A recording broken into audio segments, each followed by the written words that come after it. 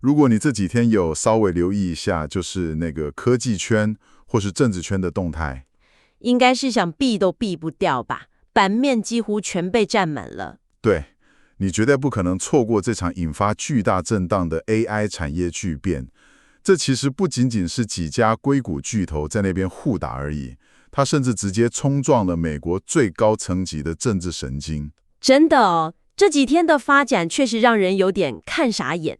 没错，所以今天这场深度解析的目标非常明确，我们要为你梳理这场科技与政治完美风暴的来龙去脉。我们收集了包含 MacRumors、卫报、TechCrunch 还有 Awesome Agents 的最新报道跟论坛里的第一手讨论。这些资料真的涵盖了各个面向。对，那我们今天的核心任务就是要探讨 Anthropic 的 AI 模型 Claude 如何在跟美国军方发生激烈冲突之后，不但没有像外界预期的那样崩盘，反而逆势暴增，直接冲上 App Store 的榜首，甚至还顺势开出了一个大招。没错，他们用了一招记忆转移的功能，精准击击了对手 ChatGPT 的要害。好，我们来拆解一下这个话题，因为过去这几天各方释出的资讯量实在是非常庞大。确实，这真的是近年来 AI 领域最戏剧化的一个转折点。当我们深入挖掘这些资料的时候，你会发现，这早超越了单纯的科技产品更新。层次完全不同了。对，我们现在其实正在见证一场关于科技伦理底线的极限测试，还有就是一场推翻既有商业护城河的用户资料可携性，也就是 data portability 的革命。这几条线在短短几天内完全交织在一起，引发了我们从未见过的市场重分配效应。哇，这个切入点很精准。那我们先回到这一切的导火线，其实是源自于一场极具争议的军事角力。根据卫报的整理，美国国防部长 Pete Hegseth 公开将 Anthropic 列为供应链风险。这个指控相当严重。对，而起因呢，是因为 Anthropic 的执行长 Dario Amodei 拒绝退让。他明文禁止美国军方将他们的 AI 技术用在大规模监控或是全自动化武器上。他的立场一直都踩得很硬。没错 ，Amodei 的论点是，目前的 AI 模型根本还不够可靠，没有办法承担这种致命武器的决策风险。而且他认为大规模监控直接抵触了宪法赋予的权利。不过在这里，我觉得我们必须先停下来，做个非常重要的声明。没错，这一点非常关键。在这场深度解析中，我们绝对不选边站，也不为任何政治观点背书。对，我们纯粹是带你从客观的角度看看原文资料究竟说了什么，帮助你理解各方的立场跟行动逻辑。说得好。那我们回到事件本身，就在 Anthropic 表态之后，政治圈的反应可以说是非常剧烈。尤其是右翼跟政府这边的反应。像美国总统川普就在 Truth Social 平台上发文，他用了非常强烈的字眼。他说这是一群左翼疯子，对吧？对，原话是 left-wing nut jobs。他指责 Anthropic 犯了灾难性的错误，甚至说一家科技公司不该试图用服务条款去胁迫五角大厦遵守他们的规则，而不是遵守美国宪法。然后紧接着，联邦机构就被下令全面停止使用 Anthropic 产品了。没错，这就带出了一个在商业上极具探讨价值的矛盾点。就在 Anthropic 踩死这条伦理红线，然后谈判破裂的短短几个小时之后，对手的动作超级快，真的非常快。OpenAI 的执行长 Sam Altman 迅速介入，而且立刻跟联邦政府达成了协议。可是 Altman 不是也有对外声明说，这份新协议同样包含了防止 AI 被用在自动杀伤系统或大规模监控的防护措施吗？没错，这就是引发科技圈跟法律界广泛质疑的地方。既然防护措施的前提这么相似，那五角大厦为什么会这么迅速地转换合作对象？这个背后的政治跟商业角力真的很深。但撇开政府合约不谈，这里最引人入胜的是，尽管失去了政府的大单 Cloud 在一般消费市场却迎来了前所未有的爆发。这是最反直觉的结果。根据资料显示 ，Cloud 在1月底的时候，在美国 App Store 连前100名都挤不进去吧？完全正确。2月大部分的时间，它也只在前20名边缘徘徊而已。结果这个争议一爆发，这场政治封杀争议爆发后，它在短短几天内直线狂飙。到了周末，竟然直接击败了 ChatGPT， 冲上了美国跟英国 Apple App Store 免费应用程式排行榜的第1名。这个反弹的力道真的是超乎想象。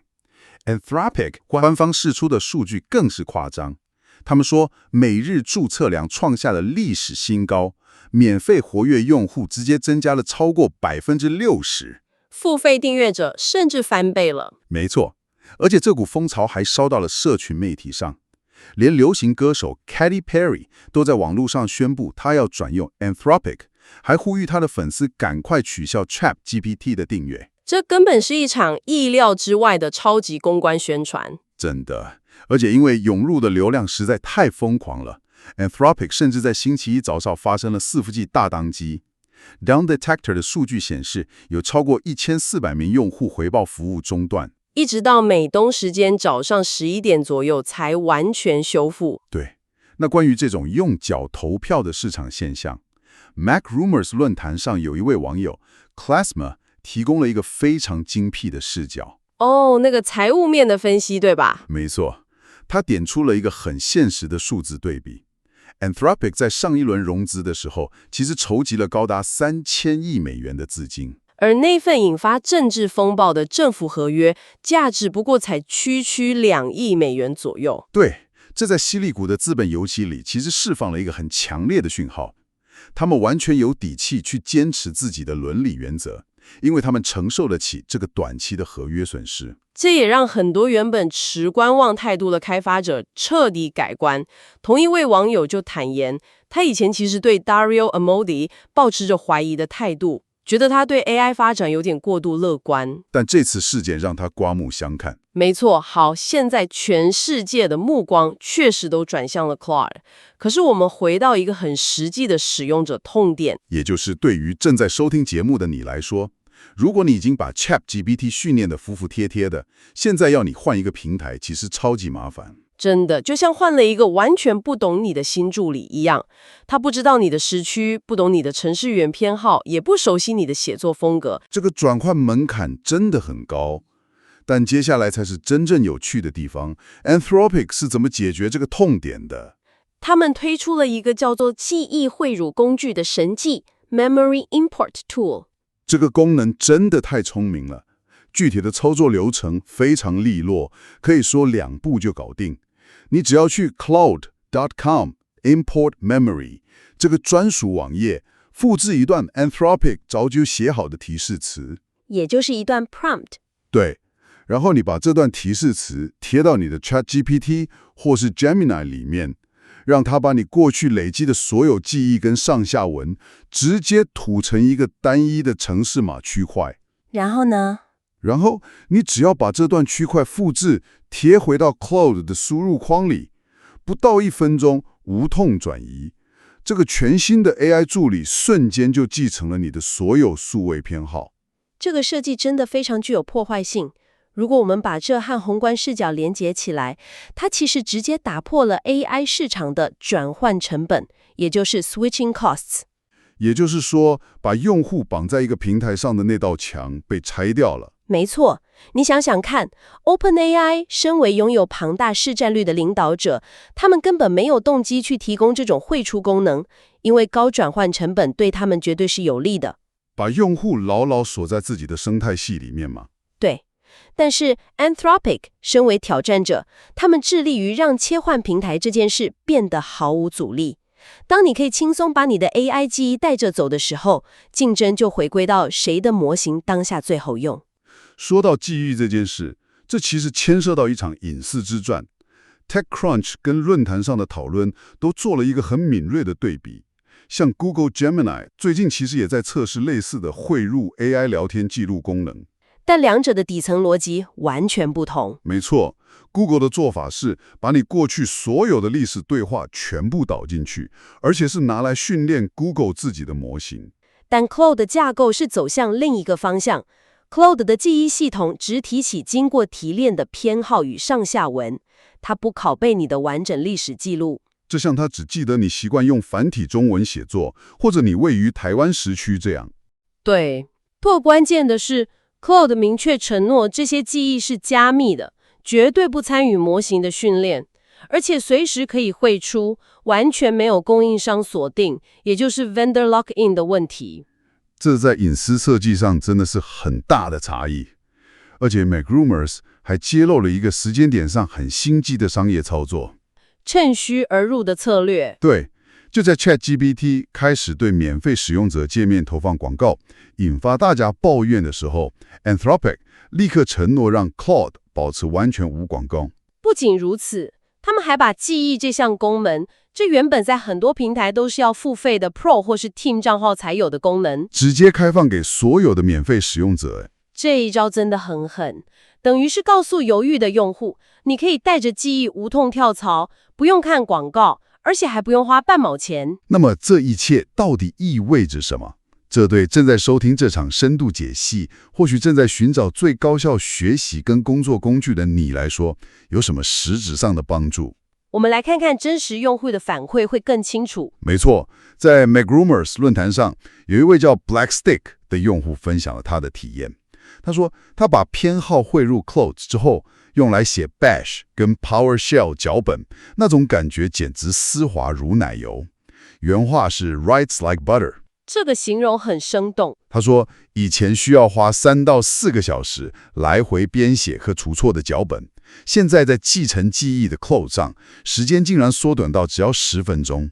效率提升得非常夸张，而且生成的程式码更严谨，错误恢复更好，连竞争危害，也就是 race conditions 这种深层问题都变少了。也就是说，当 AI 真的懂你的工作习惯，它帮你省下的时间和认知负担是难以估计的。不过，并不是所有人都无条件拥抱这种高度个人化的记忆功能哦。